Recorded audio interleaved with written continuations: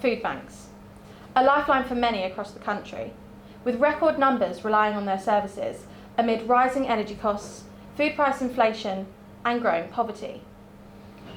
Demand has skyrocketed in recent months, but donations are dwindling. Today, I'm here at Southend Foodbank during their busiest time of the year to show the grim reality of the situation.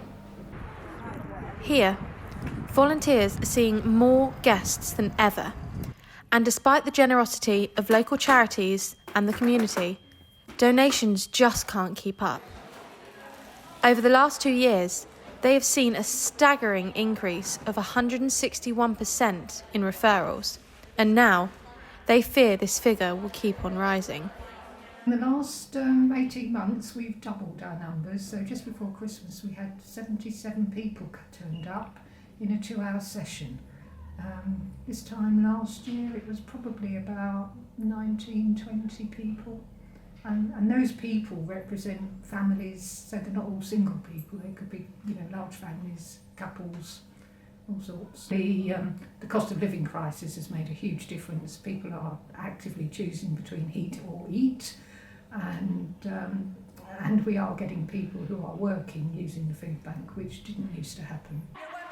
The food bank is spending £10,000 a month on food alone just to meet the growing demand.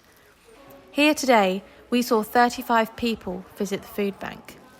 In December, volunteers told me that they could see up to 80 people in one session. My name's Chris Soper. I've lived in Southend all my life and I come here today because I'm struggling with my benefits and everything else, and I've only just got a place when I was homeless for 2 years through HARP. And how much is the food bank? How much do you rely on it? Rely on it quite a bit at the moment. It's really hard out there, so. And have you found that it's been more difficult in recent months with the cost of living and everything? Oh yeah, it's definitely going up, yeah. I've noticed a difference. And what have you been seeing rising the most? It's just mainly food, well, the price for everything really. Yeah. And how often do you come to a food bank? Every couple of weeks I try and get down there if I can, so. The Trussell Trust, an anti-poverty charity which operates more than 1,400 food banks across the country, is planning to hand out more than 1 million emergency food parcels this winter. Shockingly, there are now more food banks across the country than there are McDonald's. What have we got here? So this is a single person box, a very typical single person box. There's about 10.5 kilos of food in here. Everybody needs a bit of breakfast. We've got biscuits, milk, tea. We've got cans of cans of custard, chunky chicken, rice, mash, tuna, pasta sauces. And some little treats as well. Yeah. So this is just for one person to last them 3 days. So hopefully enough food in there just to get them through. My name's Cass Francis and I'm the Communications and Campaigns Coordinator at Southend Foodbank. And how long have you been here? I've been here 10 years. I started as one of the founding members of Foodbank as a volunteer. And during the cost of living crisis, what have numbers really been like for you? So we just looked back at 2023 and we have given enough food out to feed 20,000 people. And that is a record-breaking amount of food that we've given out. The problem that we have is that we keep breaking our own records. So I'm turning into a broken record by saying, and we've broken another record, and look, we've broken another record. When we look back at the amount of referrals we've received, that's actually gone up 161% in the last 2 years.